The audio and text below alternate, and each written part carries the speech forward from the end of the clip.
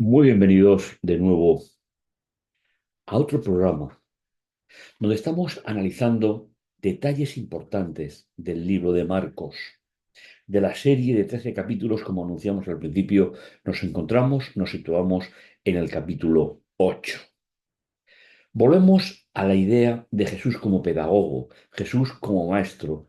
Jesús dedicó en las facetas de su ministerio, sanar, predicar, enseñar.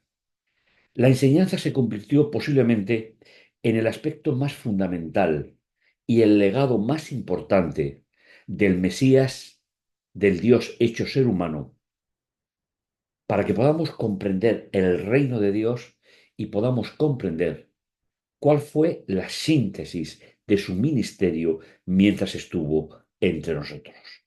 Te doy la bienvenida, feliz de poder compartir contigo estos momentos especiales. Y nos adentramos ya en la buena noticia vista desde la perspectiva de Marcos. Tema 8, formando a los discípulos. El segundo tema, a continuación del tema 7 que vimos en la sección anterior.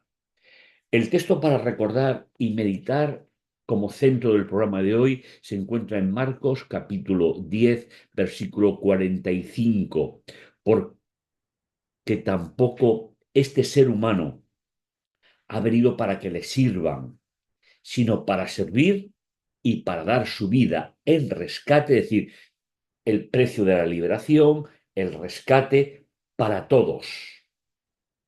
Importante que podamos recordar a lo largo de los siglos, pero principalmente en el programa de hoy, que la misión de Jesús no fue que hubiese un ser humano más en la tierra, e incluso no fue que muriese un ser humano más, sino que hay un resucitado, que es la esencia del reino de Dios, para que tú y yo podamos algún día, en el calendario de Dios, en el tiempo de Dios, podamos también resucitar para vivir una eternidad. Y esta es la idea que Jesús mostró cuando estuvo entre nosotros como ser humano, como ese Dios hecho ser humano. No vino para que le sirvieran, lo podía haber hecho. Era Dios en toda su dimensión antes de la encarnación, sino que vino para servir, es decir, ponerse a nuestra disposición y para dar o para aportar el precio de la liberación para todos nosotros. Como contextualización, el capítulo 10 de Marcos tiene divisiones que nos van a ayudar a clarificar el sentido de esta enseñanza de Jesús. En primer lugar, nos encontramos que Jesús clarifica el sentido del divorcio. En segundo lugar, vuelve a poner como trascendentes a los niños del 10, 13, 16. 17:31, un joven adinerado llega hasta Jesús y le interroga sobre una cuestión que para él es importante. Jesús va a anunciar por tercera vez su muerte, que forma, como decíamos, ese centro ideológico de todo su ministerio, y una pequeña petición de Santiago y de Juan dentro de su falta de conocimiento todavía, del ministerio de Jesús y del reino de Dios, y la curación de Bartimeo. El marco de las clases magistrales de Jesús es el siguiente.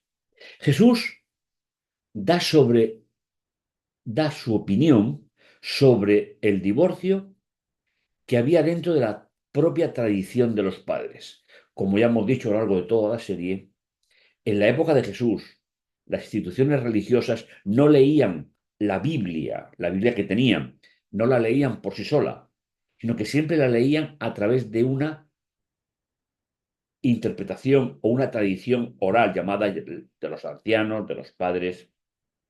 Y todas las preguntas que se le plantean a Jesús no es por una lectura directa del texto hebreo de la Torá o de los profetas, sino a través de lo que se había interpretado, sobre todo en los últimos 2 siglos y medio, hacia Jesús cómo se había interpretado todo el texto bíblico.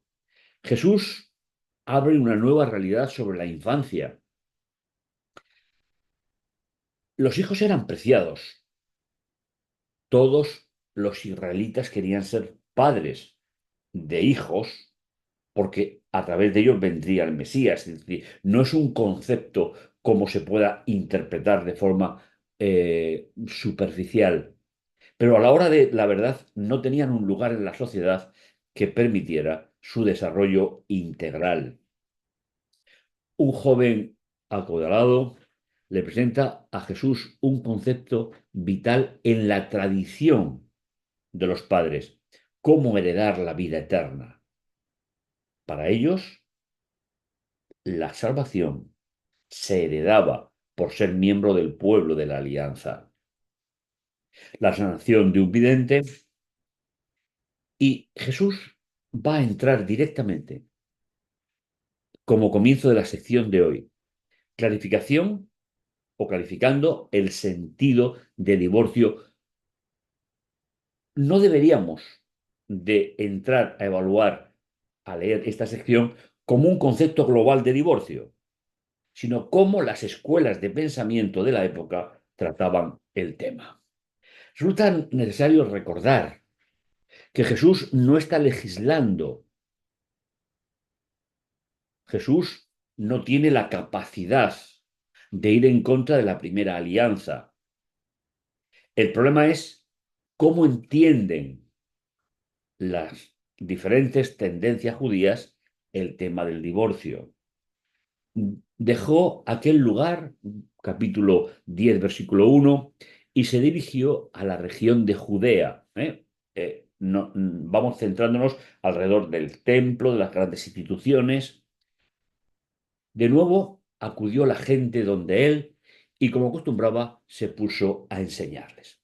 De nuevo volvemos a utilizar ese término tan importante, el término de pedagogía, Jesús como maestro.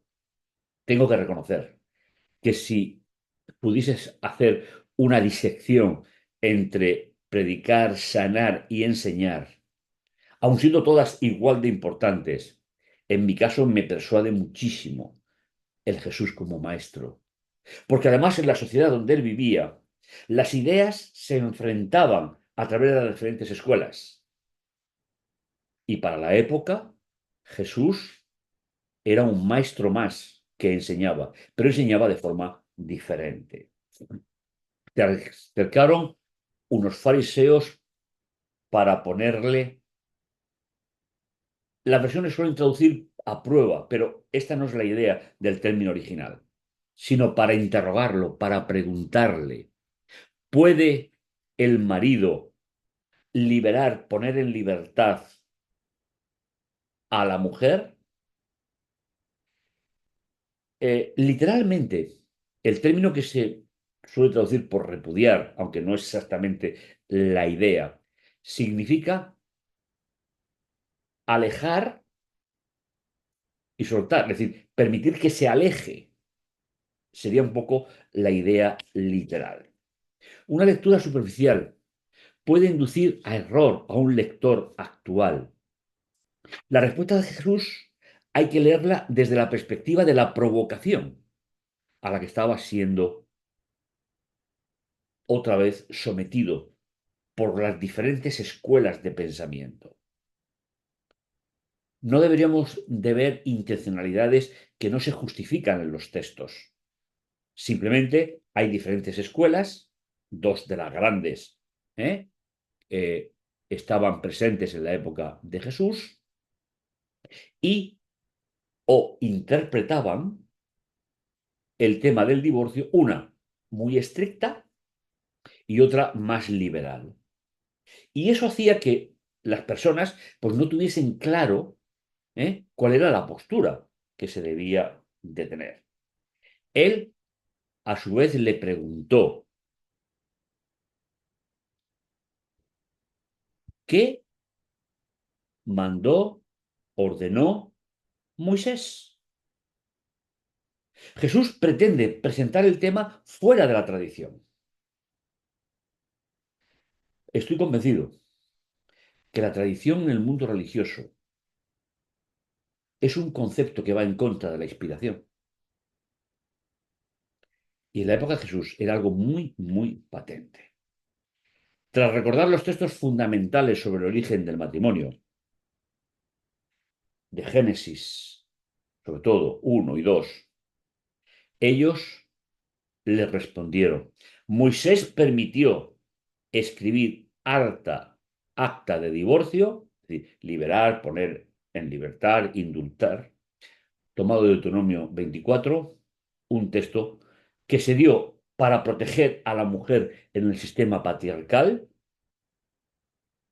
y que es el centro de la discusión, es decir, cómo se interpretaba este texto por las diferentes escuelas de lectura de la Biblia en la época.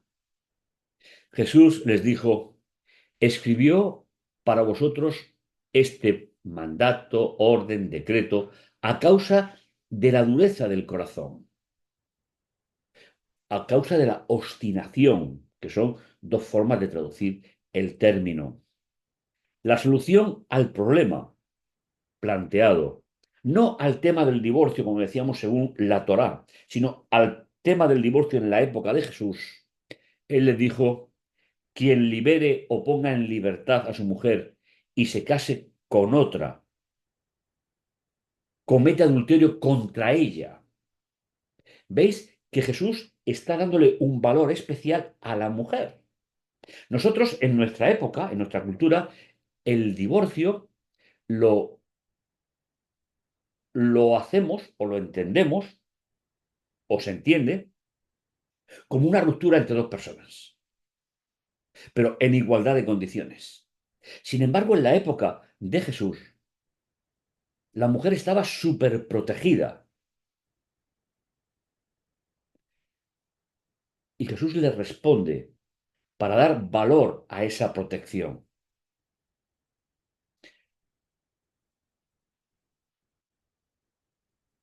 Se adultera contra ella, se desprecia a ella. Y si ella hace lo mismo, que no se podía hacer en la época, repudia a su marido y se casa con otro, comete adulterio contra él. Hacer cometer adulterio sería la idea fundamental. El siguiente relato, del cual extraemos algún detalle el programa de hoy, el término bendición, sobre todo en el mundo hebreo, conlleva la idea de hacer relevante a algo o a alguien. Y es así donde deberíamos de entender el discurso de Jesús sobre los niños. Eran importantes, eran deseados, muy deseados en las familias de la época, pero no eran relevantes socialmente hasta que no llegaban a cierta edad. No está dentro de sentido de religión mágica, como a veces lo hemos heredado de la Edad Media, como estamos acostumbrados por esa religión, sino dar relevancia. Y es ahí donde Jesús, de nuevo su enseñanza, viene a volver a reinsertar, es decir, a que el grupo, en este caso de niños, ocupe un lugar más prominente dentro de la sociedad. Le presentaban unos niños para que los tocara, pero los discípulos le reñían, ¿veis? Es decir, los discípulos están tomando la postura social. El niño era importante, pero era importante en un futuro, no como niño, según la época. Mas Jesús, al ver esa situación, tomó postura y les dijo: dejad que los niños vengan a mí y no se lo impidáis, porque de los que son como estos es el reino de Dios. De nuevo, una sentencia lapidaria por parte de Jesús. Aunque vosotros, le decía Jesús, no le deis importancia a los niños hasta que crezcan, el reino de los cielos también es para ellos. Porque lo que no se entendía en la época es que un niño es maduro con su edad y que cuando estás en la edad de aprender cuáles son los grandes paradigmas que se ponían en la mente de ese niño o de esa niña en la época para que entendieran el reino de Dios. Eso es lo que Jesús está planteando aquí. Yo os aseguro que el que no acoja el reino de Dios como un niño no entrará en él. Se podía hablar mucho de este texto, de hecho se ha predicado mucho de él, pero nos vamos a quedar con la idea fundamental. Si los niños también son candidatos al reino de los cielos y son perfectos en su edad, también ellos son un prototipo de los que estarán en el reino de los cielos. Idea que no estaba mm, desarrollada en la época de Jesús. Los abrazaba y los hacía relevantes, poniéndole las manos encima. Una acción que normalmente, fuera de estrictamente de la casa familiar y sobre todo la madre, no se hacía en la época. De nuevo, nos encontramos con un caso de reinserción social mucho más elevado, con mucho más intensidad que las costumbres de la época. Poniéndose en camino, cuando alguien inusualmente por su condición social no se consideraba que correr en la calle fuese una virtud, ¿eh? Corrió a su encuentro y con ese símbolo de admiración y reverencia le preguntó, maestro, maestro que todo lo haces bien, que funcionas bien, sería el término. ¿Qué debo hacer para heredar la vida eterna? Ese concepto estaba muy arraigado porque ellos pensaban que por nacer como miembros del pueblo de la alianza ya eran salvos. Y es verdad que esa alianza se movía como pueblo, desde Génesis con las alianzas primeras y desde Éxodo 19. Jesús le dijo, o Dios dijo, vosotros seréis mi especial tesoro sobre la tierra. Y eso es cierto, eso funciona así. Pero Jesús estaba abriendo el reino de Dios, no a un pueblo, sino a individuos personales que formaban parte de ese pueblo. Y esa es una de las grandes novedades para la época de Jesús. No se hereda la vida eterna. ¿Por qué me llamas bueno? Nadie lo es, sino solo Dios. El sentido de bueno, aquí, como lo es en la primera gran parte de la Biblia, no es un sentido filosófico de algo que sabe bien o que estéticamente está bien. El término top, bueno, que ya aparece en Génesis 1:31, es que todo funciona bien. Y Jesús quiere que ese joven, sin nombre, por cierto, y eso era un problema en la época, si no tenías nombre o no se citaba el nombre, pues finalmente no eras trascendente. Él dice, solamente Dios, porque él estaba en condición de ser humano, es el que hace las cosas bien hechas. Ya sabes el mandato, orden, decreto, no mates, no cometerás adulterio, no robes, no levantarás falso testimonio, no seas injusto, honra a tu padre y a tu madre. Curioso que de las 10 palabras de Dios que el pueblo escuchó de él en el Sinaí, Jesús va a resaltar no las que tienen que ver con Dios, ni las que tienen que ver consigo mismo, sino las que tienen que ver con los demás.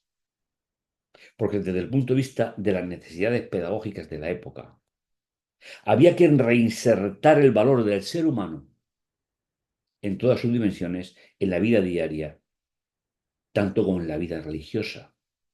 Por eso le menciona para hacer un acercamiento y claro, maestro, todo eso he guardado de mi juventud. Y además estoy convencido de ello, porque una de las características que tenía la ley en la época de Jesús es que estaba tan protegida por diferentes leyes que había diseñado la tradición oral que realmente nunca llegaban a transgredir las palabras de Dios del Sinaí. Esa barrera, esa valla de protección alrededor de la ley, los 613 mandamientos. Por eso él le dice, maestro, yo me puedo equivocar en la periferia, pero en lo esencial, y tenía razón, no podían llegar a ello. Todo esto he guardado en mi corazón desde mucho tiempo atrás.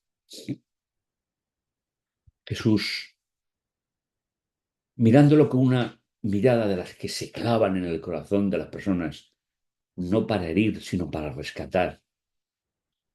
Una cosa te falta. Que podríamos darle la vuelta. Una cosa te sobra para ser candidato al reino de los cielos. Y es que no atienden las necesidades de las personas necesitadas. Y la Torá original establecía la protección del huérfano, de la viuda, de los enfermos. Pero la religión de la época de Jesús descuidaba esos aspectos. Sería la parte de la religión ética. ¿Cuál es mi compromiso hacia los demás? Y Jesús, que no va en contra de la riqueza, ni va en contra de él, simplemente le está respondiendo al problema particular. Utiliza tu dinero para ayudar. Pero ellos, como bien sabéis, lo hemos comentado ya en la serie, ellos entendían la enfermedad como un anticipo del juicio de Dios. Por eso no se involucraban. Y lo que Jesús le está diciendo es que se involucre en las necesidades de los demás. Pero él no entendió el mensaje de Dios. Tal vez porque miraba pero no escuchaba. Se marchó entristecido porque no estaba dispuesto a utilizar parte de sus bienes en socorrer. Para eso tenía que haber cambiado anteriormente su perspectiva de la relación con los demás, con los niños, con las viudas, huérfanos, enfermos. Jesús, por tercera vez, va a anunciar su muerte. Ahora llega hasta Jerusalén. Ellos estaban sorprendidos y los que le seguían, pues tenían cierto recelo. Tomó otra vez a los 12 y comenzó a decirles, ya veis que subimos a Jerusalén, es una expresión muy bonita, viniera de donde vinieras, siempre se subía a Jerusalén, del norte, del sur, del este o del oeste, porque para ellos era el centro de la estructura social y religiosa, donde el Hijo del Ser Humano será entregado a los sumos sacerdotes y a los escribas. Lo condenarán a muerte y lo entregarán a los paganos. Se burlarán de él, le escupirán, lo azotarán y lo matarán, pero a los 3 días resucitará. El concepto de mesianismo que había en la época no cuadraba con la idea de un Mesías mártir, sino de un liberador de la esclavitud de Roma. Y Jesús por tercera vez le va a recalcar, empezando en el capítulo 8, serán los paganos, finalmente, quien herirían, quien producirían las heridas en el cuerpo de Jesús. No la muerte, como ya hemos dicho, pero sí las heridas. Pero no quedará ahí. Finalmente, y aunque sea un tópico, es muy importante la religión de seguidores de Jesús. no tienen una tumba para ir a rendirle pleitesía una vez muerto, porque no está aquí, dijeron los ángeles, ha resucitado. Se acercaron Santiago, Juan, maestro, queremos que nos concedas lo que te vamos a pedir. Concédenos que nos sentemos en tu gloria, uno a la derecha y otro a la izquierda. Para ellos todavía iba a ser una corte imperial, con dos consejeros cercanos. No sabéis lo que pedís. Y Jesús le plantea un interrogante que resume lo que hemos visto en el versículo anterior, que sería la vida del Mesías. ¿Podéis beber la copa que yo voy a beber? ¿Podéis ser sumergidos en lo que yo me voy a sumergir? Se puede traducir de esa manera, ya que la palabra bautismo, bautizo, significa sumergir. Entonces Jesús les está diciendo, ¿estáis dispuestos a sumergiros íntegramente en el itinerario que yo os he hecho hasta llegar a mi resurrección? Una de las características fundamentales del reino de Dios. Sí podemos. Jesús les dijo, tal vez con condescendencia, con amor, con respeto, desde luego que seréis sumergidos en la copa que yo voy a beber. También seréis sumergidos, sumergiéndoos como yo voy a ser sumergido. Jesús hablaba de un periodo después de su resurrección y su vuelta al cielo. ¿Cuál sería la trayectoria de los discípulos?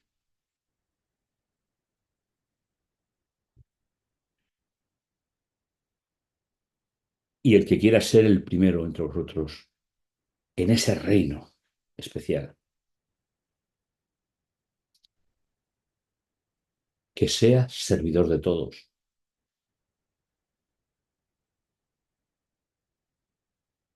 Una declaración paradigmática de parte de Jesús. Al reino de los cielos se llega por servidumbre, por servicio a los demás. ¿Veis? Servicio a los niños, el servicio que Jesús le pide a ese joven sin nombre, rico, y ahora directamente a sus discípulos. Al reino de los cielos se llega por servicio a los demás. Porque Jesús se sumergió en el servicio como el punto culminante de su ministerio. Que también el Hijo del Ser humano ha venido a ser servidor, sino a servir, que tampoco el Hijo del Hombre ha venido a ser servidor, sino a servir y a dar su vida como rescate para muchos. La máxima aproximación que puede hacer el creyente hacia los demás es implicarse profundamente en la vida de ellos. Llegaron a Jericó. Un día que salía Jesús acompañado de sus discípulos y de un gran gentío, coincidió que el hijo de Timeo, un mendigo ciego, estaba sentado junto al camino. Al enterarse de que era Jesús de Nazaret, se puso a gritar, Hijo de David, Jesús, ten compasión, misericordia, clemencia, piedad de mí.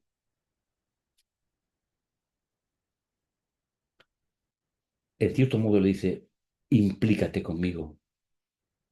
Concepto que era totalmente extraño, como hemos dicho, en la época.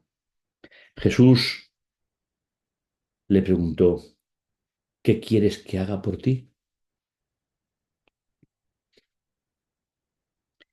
La respuesta es a través de un término que Marcos conserva directamente como Jesús lo dijo. Rabuni, mi Señor, mi Maestro, como la forma de dirigirse. Quiero ver. Qué interesante. ¿Sabía Jesús lo que necesitaba? No hay ninguna duda.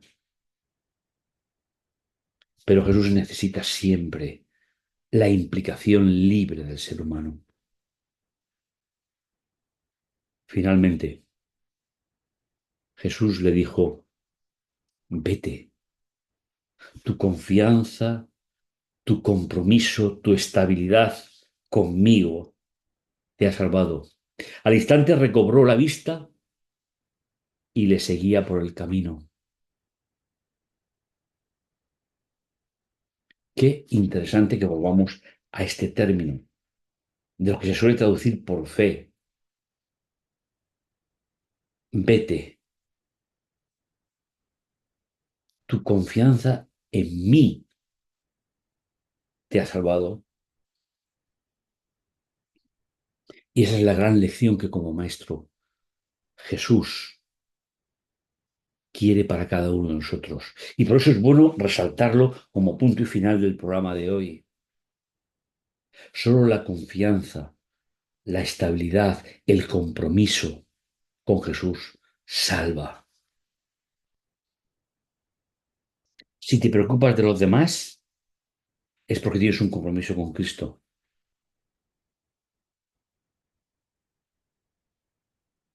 Al instante recobró la vista.